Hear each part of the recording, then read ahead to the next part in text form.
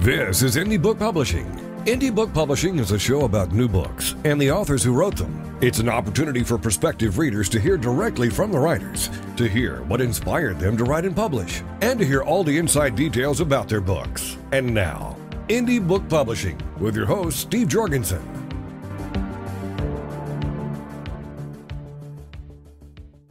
The title of the book, Do No Harm.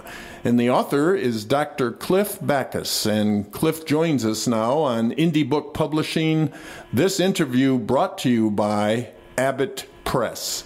Hello, sir. Good to have you with us. Well, thank you very much. Nice to hear from you, too. Well, before we get into the details of your book, and it's very, very timely, very contemporary book with what's going on in America, give us some of your medical background.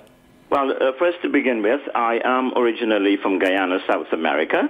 I studied medicine, conventional medicine in Moscow, and did my internship there. Then I went back to Guyana, worked a few years there in ER and in obstetrics, gynecology, and surgery. And from 1974, I was medical officer, district medical officer for an island in the Bahamas. Now, and for the past 10 years, I have been in private practice doing conventional as well as alternative medicine, anti-aging medicine in addition to that. And that's about it. I was a member of the American Academy of Family Physicians from 1977 to 2010. And now I am a member of the American Academy of Anti-Aging Medicine. I hold a diploma in hypnosis, metaphysics, acupuncture, Chinese medicine, homeopathy. In other words, the whole bouquet of things. And that's about it, basically. Why did you write this book? What was the motivation? Well, what motivated me was the harm some doctors do to their patients by prescribing popular and sometimes poisonous medication. We're talking about things like cholesterol medication. We're talking about some certain types of anti-inflammatory medication that have been proven to be very deadly to the human body. And secondly, breach of ethics and the evidence of malpractice and insurance fraud is alarming and must stop.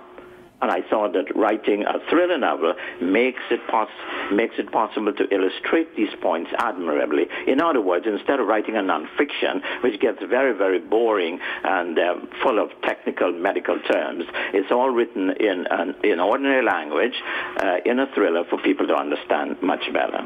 Now, who does the book appeal to, and what would you say the reason they would be attracted to this book? Well, it appeals to all doctors who do harm with the hope that they might take heed and change.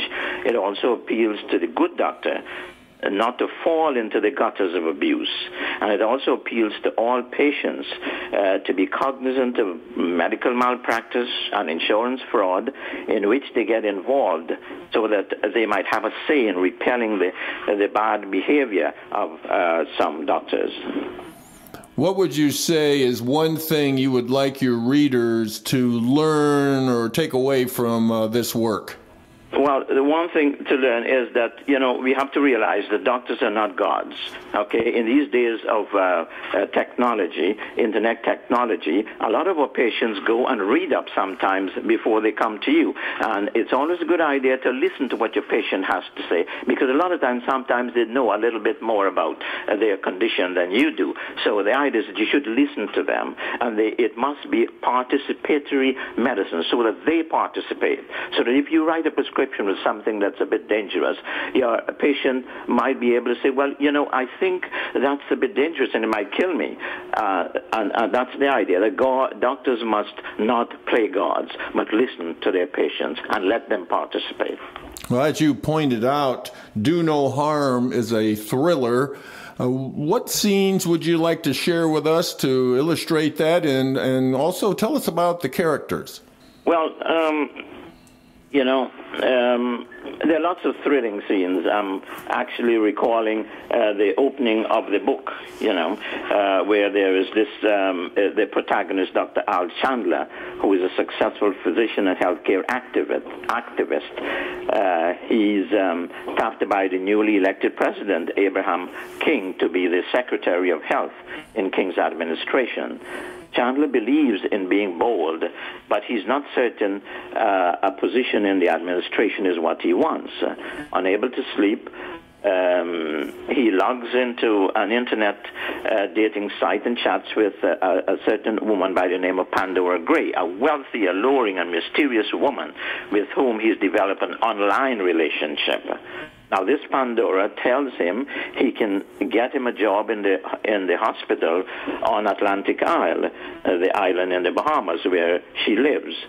The hospital is run by the antagonist, what I call a medical pit bull, Dr. Obi Falconer, a powerful man whom Pandora describes as a wolf.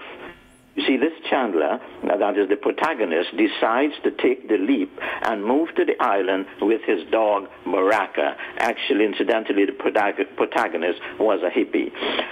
The president is deeply disappointed and warns him about the antagonist's behavior at Falconer's hospital, as do Chandler's parents, the couple who adopted him when his biological parents died in Kenya. Once on the island, Chandler is taken aback by Pandora's aggressiveness and demands to cut ties with his family, although he agrees to move in with her and marry her. At the hospital, he befriends a radiologist who tells him the hospital is rife with insurance fraud. One day after work, Chandler returns to Pandora's house to find her shot to death in the back. And that's basically an interesting scene, and it's the beginning of the book, and it just starts the story. A lot of intrigue, thrilling adventure. You ask about motivation. You know, most of my characters, actually, I try to make all my characters motivational, be they the protagonist or the antagonist or even a sidekick. But I try to make the protagonist, this Dr. Al Chandler, to be the most motivational, and that's exactly what happened from the beginning of the book to the very end of it. You've had a literary critic sum up your book in just one statement. Why don't you share that with us? Oh yes, it's words by a literary critic. Her name is Laurie Rosen. I think she lives in Florida somewhere, and this is what she has to say. Do No Harm is packed with action in a sultry tropical atmosphere and races through a world of corruption, medical ethics, romance, and murder. And that sums it all up. That's the entire book. Tell us about why your book is unlike others with similar topics. You know, much has been written on the breach of ethics, medical malpractice, insurance fraud by doctors. But this is the first one that tells the story from another doctor's point of view. The hero is more or less a medical heretic. When and where does your story take place? Yes, Do No Harm begins in January of 2009 and coincides with a presidential inauguration, which is part of the beginning of the story. Number one, I live here, and number two, it's an exotic setting, and I thought that might be very ideal because an exotic setting might fool people into thinking that danger doesn't lurk in such places, but it certainly does. Well, let's talk about just a few words that would describe this story and even the characters. What would you say those three words are? Well, number one, thrilling. Number two, gutsy. and number 3, human. The entire book, it will keep you on edge, and it's a thriller, of course, and it deals with conquering evil in comparison to mystery, which has to do with finding the killer. So which makes it more philosophical, gutsy, because the main character is very motivational, and he actually left everything in the United States to come to the Bahamas, to this fictitious island of Atlantic Isle, to continue his motivational work. And human because he fell in love, which actually was disastrous at the beginning, and then things picked up with someone else. What would you say Well, was... the characters, yes, they're all very motivational, actually. Every one of them, sidekick in every one of them. But Dr. Al Chandler, the protagonist, is superlatively motivational. It's in his vein, and he carries it out from the beginning to the very end. What was the most challenging part about writing your book? Yeah, that's it.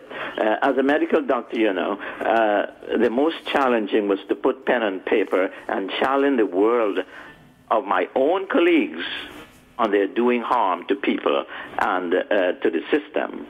Now, the most rewarding is knowing that I was able to do it. We'll give you a closing thought, Doctor. What haven't we covered here that you would like to share with us? Well, Do No Harm is written in simple language that even a sixth grader can understand. Readers have already been telling me that it is informative, it is educational, and they find that the thrilling part of it, the thriller factor, made it very entertaining.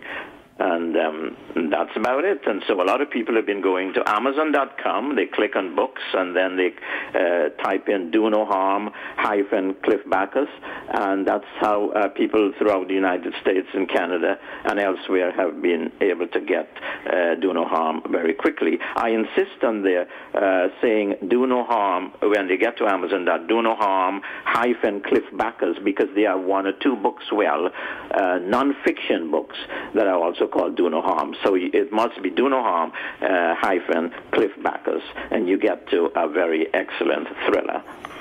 Cliff, thanks for being with us on Indie Book Publishing. This interview brought to everyone by Abbott Press. Thank you very much. Thank you very much too, sir.